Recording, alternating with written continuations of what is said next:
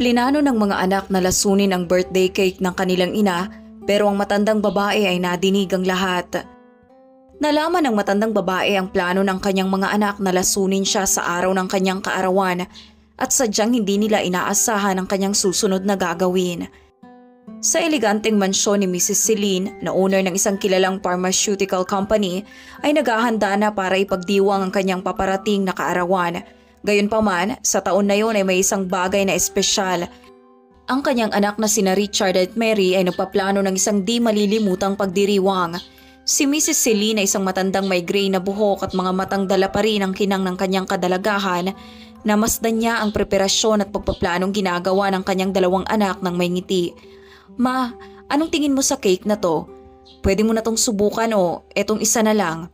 Sambit ni Mary sa kanyang ina. "Hindi ko inaasahan na magpaplano kagaya nito para sa akin, anak. Napakasaya ko." Paglilinaw na tugon naman ni Mrs. Celine. Ang isa pa na talagang masaya ay si Richard. Matangkad at makisig na may ngiting malapit sa kanyang ina. "Ma, deserve mong maranasan ang lahat ng to. At kulang pa yan. Nais namin na maging espesyal ang iyong kaarawan." Si Mrs. Celine ay napayakap na lamang sa kanyang anak na si Richard, dala ng matinding kaligayahan. Si Mary sa mga oras na yon ay naghahanap pa ng isang magazine ng magandang dekorasyon. Ang lahat ay kailangang maging perpekto para sa ating minamahal na ina, hanggang sa mapakomento na lamang at napaturo sa isang floral arrangement. Habang ang bahay ay napupuno ng saya, si Mrs. Celine ay nakaupo naman sa kusina para tikman at subukan ang mga test cake na kanyang pinagpipilian. Ang saya na kanyang nararamdaman na hindi niya maipaliwanag. Sa kabila ng lahat, nang mga sandaling umalis siya para makapagbanyo, ang magkapatid ay nagkaroon ng biglang palihim na pagbubulungan. Si Richard ay bumulong sa kanyang kapatid. "Umaayon ang lahat sa plano. Sana lang hindi tayo mahalata." Si Mary naman ay napatungo na lamang habang tinatago ang masama niyang intensyon. "Hindi yan, basta't pasiyahin lang natin siya ng pasiyahin." Pagbalik ng matanda ay tanging saya pa rin ang kanyang nararamdaman. Tila walang nalalaman sa kung anumang masamang pinaplano ng kanyang dalawang anak. Naiimahin na niya ang kanyang pagdiriwang habang nakikinig ng magandang musika at inaamoy ang masarap na aroma ng mga pagkain mula sa kusina. Ang ganong dekorasyon at atmosfera ng paligid ay matagal na niyang ninanais. Pero ang sadyang ikinasisiya ng kanyang puso ay ang presensya at pagmamahal na ipinapadama sa kanya ng kanyang mga anak, na dating bibihira lamang kung dumalaw sa kanya at magbigay pansin, mga spoiled at nagpakasasa lamang sa kanyang pera. Iniisip niya na baka namulat na rin ang kanyang dalawang anak sa mali nilang ginagawa, kung saan sadyang pinaghandaan nila at pinag-isipan ang ikinaganda ng kaarawan ng kanilang ina. Siya ay muling tumikim ng mga cakes at sweets nang makatanggap ng isang hindi inaasahang tawag. Siya ay sumagot sa taong tumawag sa kanya, dala ang mapag-alalang ekspresyon. "Nauunawaan ko, pupunta ako dyan agad-agad sa abot ng aking makakaya." Ang boses ni Mrs. Celine ay nagpapakita din ng pagmamadali. Siya ay biglang lumingon sa kanyang mga anak para magpaalam. Pinaliwanag na kailangan niyang umalis dahil may kailangan siyang ayusin sa kumpanya. "Tumawag sa akin ang abogado ko tungkol sa problema ng aming shipment na kailangan namin agad maresolbahan. Kailangan ko nang umalis ngayon pero magbabalik din ako para ipagpatuloy ang pagsasaayos." Sambit ni Mrs. Celine sa kanyang mga anak ng may pagmamadali. Ang businesswoman ay agad nang lumisan, iniwan ang dalawa niyang anak sa mansyon. Ang magkapatid nang makalabas ang kanilang ina ay biglang nagkatinginan, tila masaya sa pagiging matagumpay ng kanilang plano. "Maayos na maayos ang lahat sa ating nais. Walang sino man ang makakahalata sa atin. Bakit ba hindi natin to naisip dati pa?" Si Mary naman ay napangisi na lamang at sumang-ayon. "Oo naman, walang makakahalata sa atin. Nasa akin ang laso na binili ko na siyang ilalagay ko sa cake. Kaunting hiwa lang no ng kanyang makain ay tsak na pagdating ng ating mana." Ang dalawa kung makapagplano ay para bang ibang tao at hindi nila ina ang kanilang pinagpaplanuhan ng masama. Hawak ni Mary ang isang laso na walang amoy, walang lasa at naepekto ng mabilis, sa puntong hindi ito mahahalata at magmumukha lamang na atake sa puso. Si Richard at Mary ay sadyang nasasabik na sa kakahantungan ng kanilang plano. Wala silang ibang dapat na gawin kundi ang magpaka-plastic muna, at kapag nalaso na ang kanilang ina ay iiyak na lang sila at mag-aayos ng funeral ceremony hanggang sa ilibing ng hindi nahahalata ng iba, at tsak na magiging mayaman na sila ng sobra pagkatapos ng lahat. Makakamit na natin agad ang lahat ng ating nais nang hindi na kailangan pang maghintay sa kamatayan niya.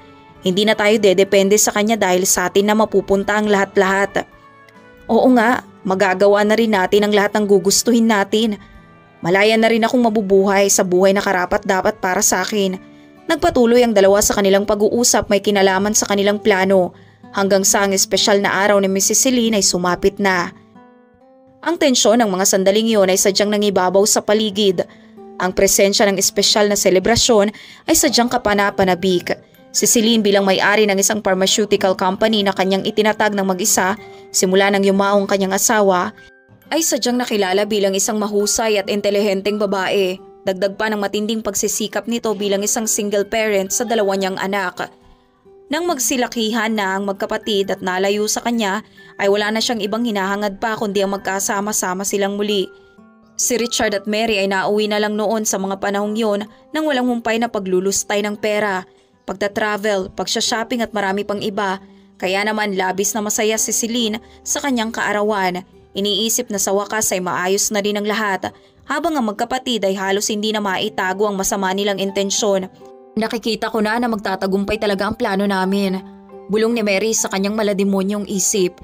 Siya mismo ang mastermind sa masamang plano nilang dalawa ni Richard na oo na lang ng oo sa anumang plano ng kanyang ate. Pagkababa ng businesswoman mula sa ikalawang palapag ng mansyon ay nakaayos na ang hapagkainan ng maganda. Nakadekorasyon na rin ito ng napakamagarang cake na nakapwesto sa gitna ng mesa. Nalingit sa kaalaman ni Celine ay tuluyan ng nalagyan ng lason. Wala din namang ibang masabi si Mrs. Celine kundi pasasalamat. Napakasaya ko ngayon sa piling ng dalawa kong anak. Ang araw na yun ay naging maganda. Nag-inuman sila at nagkwentuhan ng may saya. Nawari mong sila ay tunay na isang masayang pamilya.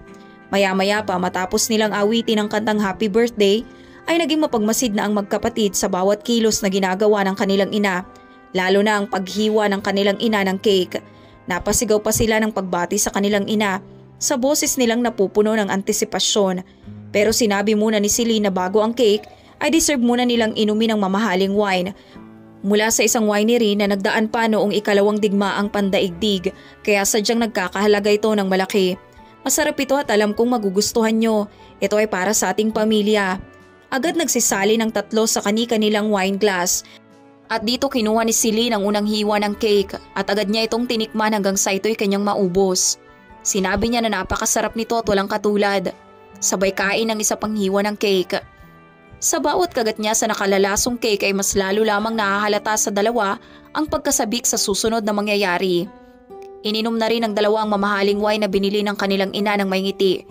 Pero may iba palang inihanda sa kanila ang tadhana o masasabi nating tadhana kundi ang kanilang ina. Sa tagal ng pagkain ni Celine ng cake ay hindi na rin sumasama ang pakiramdam nito. Ang lason siguro ay hindi pa umeepekto. Bulong ni Mary sa sarili. Ilang sandali pa, si Mrs. Celine ay nagsalita sa kanyang dalawang anak na labis nilang ikinabigla. Ano yun mga anak? Bakit parang mga dismayado kayo? Hindi ba kayo masaya kasi hindi pa rin ako namamatay? Ang matanda ay tumindig lamang at inihayag na alam niya ang katotohanan patungkol sa plano. Alam ni Celine ang masamang plano. Inaakala niyo ba na hindi ko malalaman? Ganun niyo ba ako minamaliit? Ganun niyo ba minamaliit ang pag-iisip ko? Napalitan ko ang lason bago pa man may sagawa ang lahat. Alam kong plano niyong patayin ako. Sambit ni Celine dala ang nadidismayang ekspresyon. Si Richard at Mary ay natigilan ng sobra. Namutla ng matindi dahil sa takot. Pero paano nangyari yun? Naging maingat kami sa lahat. Minaliit niyong masyado ang iyong ina. Sambit ng businesswoman sa kalmadong boses. Pero ang sunod na isiniwalat ni Celine ang siyang nagpaiyak ng todo sa magkapatid. Maswerte ako at matalino ako, kaya imbis na malagyan nyo ng lason ng cake, ay ako na lang ang nagsali ng lason sa wine na ininom nyo ngayon. Ang dalawa ay biglang nabitawan ang hawak nilang wine glass, dahilan para magbasagan ito sa sahig. Dapat ay pinatay nyo na ako kaagad. Ang magkapatid, dala ng akto ng desperasyon, ay sinubukang kontrolin ang kanilang pagsusuka. Huwag nyo nang subukan. Pinili ko ang isang partikular na lason. Kung magsusuka kayo ng magsusuka, ay mabilis kayong mamamatay. Ang nakakaawa pa sa inyo ay ako lang ang natatanging may antidote. Ang dalawa ng madinig yun ay sadyang nilamon na ng pagkataranta. Wala silang ibang dapat gawin kundi ang magmakaawa. Ma, patawarin niyo kami, pakiusap po. Isa lang po itong masamang pagkakamali. Magpapaliwanag po kami, pakiusap po. Amin na po ang antidote. Pagmamakaawa ni Mary habang umiiyak.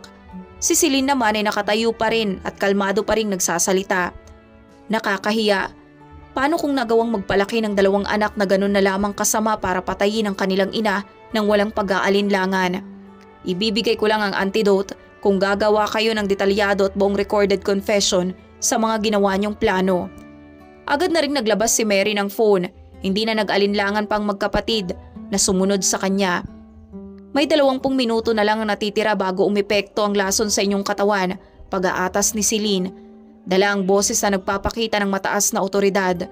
Ang dalawang kriminal ay napaharap ngayon sa alanganing sitwasyon ng dahil sa kanilang aksyon na ginawa.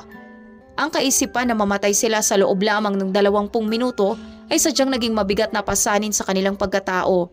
Minasdan ni Celine ang kanyang 2 anak na nanginginig at umiiyak. Ang dalawa ay nagsimula ng i-video record ang detalyadong pag-amin nila sa kanilang ginawang pagplano na lasunin ang kanilang ina. Ang sanang espesyal na selebrasyon ay nagbago na waring isang korte na ng hustisya para sa isang ina. Ang dalawa ay nagpalitan ng pag-amin may kinalaman sa masama nilang plano. Si Richard ay pinagpawisan ng gusto habang nagsasalita. Kami ay nagplano ng lahat. Plinano namin na lasunin ang aming ina para mabilis naming makuha ang aming mana. Patawad. Masyado kaming na-obsess sa idea na makukuha agad namin ang yaman. Ito ay dahil hindi naman kami hinahayaan ng aming ina na gastusin ang pera na dapat ay sa amin. Kailangan naming kumilos ng may kapalit sa lahat gaya ng pagtatrabaho. Dito ay bigla na lamang siyang pinahinto sa pagsasalita ng kanyang ina. Nais ko lang matuto kayong bigyang halaga ang hirap ng pagtatrabaho. Walang libre sa mundong ito na makukuha nyo lamang ang lahat sa buhay ng puro hingi lamang. Ang magkapatid ay namutla na sa sobrang takot sa puntong makikita mo sa kanilang mga mata ang labis na pagmamakaawa. Pakiusap ma, nahihirapan na ang dibdib ko. Amin na ang antidote. Nanginginig na sambit ni Richard. Pasensya na, pero nais kong maramdaman nyo ang bigat ng kaparusahan sa inyong ginawa. Matapos mag-video record ng magkapatid ay marahan ng kinuha ni Celine ang phone at agad tinawagan ng kanyang abogado. Ang magkapatid na nakatayo lamang noon ay labis na nangangamba sa nalalapit nilang umanong pagkamatay. Edward, nakuha mo na ba ang confession na sinend ko sa'yo? Gamit ang pag-amin nilang yan ay nais kong ialis ang pangalan ng 2 kong anak sa aking will. May pagkakairitang pag-aatas ni Celine. Si Richard at Mary ay nadinig ang sinabi ng kanilang ina, kaya't nataranta na rin silang bigla kasabay ng kanilang pagkatakot. Ma, hahayaan niyo lang ba kaming mamatay ng ganito? Amin na po yung antidote. Pagmamakaawa ni Richard na namumutla na ng labis. Sa pagkakataon na yon ay nagawa na ring aminin ni Celine ang katotohanan. Wala talagang antidote. Anong tingin niyo sa akin, mamamatay tao na gaya niyo? Hindi ko kayang patayin ang sarili kong anak. Sa una pa lang ay alam ko na ang inyong plano. Ang dalawa ay bigla na lamang nahinto sa pag-ubo at waring naging kalmado na. Ang kanilang nararamdaman ay dala na rin pala ng kanilang takot at paniniwala sa kanilang kamatayan. Natigilan ang dalawa at hindi makapaniwala. Ang kaparusahan dahil sa masama nilang ginawa ay tumama sa kanila ng mas matindi. Imbis na maging mayaman silang bigla, ay tuluyan silang naalis sa will ng kanilang ina. Pero papaano nga ba napag-alaman ni Celine ang malademonyong plano ng kanyang 2 anak? Sa kabila ng kanilang pag-iingat. Ang sagot ay dadalhin tayo ilang araw ang sandali kung kailan unang napag-usapan sa mansyon ng magkapatid ang masama nilang binabalak. Nang sandaling yon kung saan nagbanyo si Celine matapos tumikim ng cake, ay hindi niya sinasadyang makalimutan ang kanyang scarf. Nadali-dali niya sanang babalikan, pero napahinto siya ng bahagyang madinig ang pag-uusap ng 2 niyang anak. Pinakinggan niya yon ng mabuti at sadyang nasindak sa plano ng kanyang 2 anak na patayin siya. Matapos madinig yon ay bumalik siya sa kusina na parang walang nadinig o nalaman. At kahit hindi naman naghinala ang 2 sa kanyang ikinilos, matapos madinig ni Celine ang plano na yon, ay nagawa ng gumawa ng paraan para umano makaalis nang hindi nalalaman ng 2 na nakikinig lamang ito sa tabi ng bintana. Malapit kung saan nakapwesto at nagbubulungan ng 2, sa paraang ito ay mas naging malinaw pa sa kanya na nais siyang lasunin ng mga ito dahil lamang sa kanilang mana.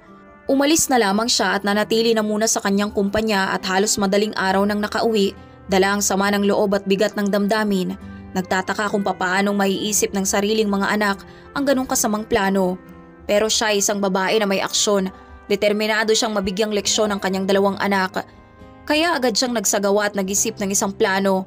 Bago pa man sumapit ang kanyang kaarawan ay nagawa niyang palitan ng ibang likido ang nilalaman ng bote ng lason na nasa bag ng kanyang anak. At kasabay nun, dahil sa kanyang talino at husay sa pagmamanipula ng isipan, ay nagawa niyang paniwalain ng dalawa na sila ang nalason imbis na siya.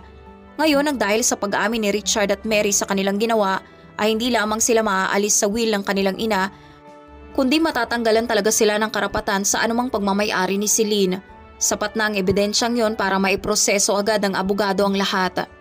Nawala na ang dalawa ng koneksyon at relasyon sa kanilang ina nang dahil sa kanilang ginawa ay para rin nilang hinukay ang sarili nilang libingan. Natakot naman din ang magkapatid sa posibilidad na pwede silang makulong. Nadidismaya man si Celine ay wala siyang magagawa kundi gawin yon para sa ikatututo ni na Richard at Mary. Pasalamat kayo at wala akong balak na ipaalam ito sa mga otoridad. Umalis na lamang kayo at bahala na kayo sa kanya-kanya niyong buhay. Ang dalawa ay napayuko na lamang at natigilan. Sa kabila ng lahat ng yun, ang huling mensahe ni Celine ang talagang dumurog sa pagkatao ng magkapatid. Hindi ko kayo mga anak simula ng pag-isipan niyo kung patayin, ay pinutol niyo na ang pagiging anak niyo sa akin. Sige na at magsialis na kayo. Wala na ring nagawa ang dalawa kundi lumisan at magsisihan ng malala. Wala na ring magagawa pa ang kanilang paghingi ng tawad at ang makakatulong na lamang sa kanila ay ang magsisi at magsikap. Si Mrs. Celine ay pinaayos na lamang sa kanyang abogado na ilagay sa kanyang will na walang ibang mapupuntahan ang kanyang kayamanan kundi sa isang charitable institution na kanyang nabanggit at orphanage na makakatulong sa mga batang di nabiyayaan ng pamilya at magandang buhay. Ang assets at kumpanya naman ni Celine ay mapupunta sa kanyang manager na noon pa man ay kanya nang inalagaan at pinagkakatiwalaan. Para sa kanya ay mas naging anak pa ito sa maraming paraan kaysa kina Richard at Mary. Isang lalaki na nagsimula sa pagiging janitor sa kumpanya hanggang sa pinakamataas na posisyon nang dahil sa kanyang mabuting pagkatao, talino at pagsisikap na hindi man nakatapos ng kolehiyo ay nagawa niyang makaangat sa tulong ng masikap na pagtatrabaho. Isang bagay na nais niya sanang ituran sa kanyang anak pero naging ganid sila at masama ng dahil sa pera. Masakit man ay alam ni Celine na tama ang kanyang naging desisyon at wala siyang dahilan para pagsisihan ito. Alam niya na dahil sa kanyang ginawa ay maiisip ng kanyang dalawang anak na magpakabuti at maging determinado na sa buhay.